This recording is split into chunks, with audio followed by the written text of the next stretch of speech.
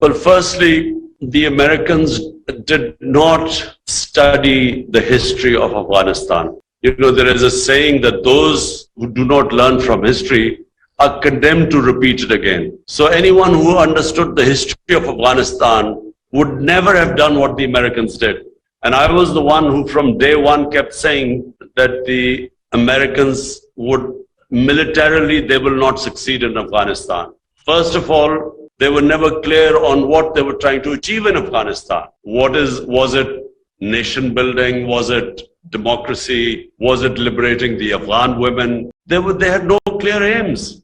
If anything, once Osama bin Laden was killed by the Americans, their mission should have been over. Because theoretically, they only came to fight Al-Qaeda. But Al-Qaeda was decimated in Afghanistan in the first 2 years. So what they were doing after that, none of the Americans themselves knew what they were doing there. So when you have no clear aims of why you've invaded a country, it was always going to be a failure.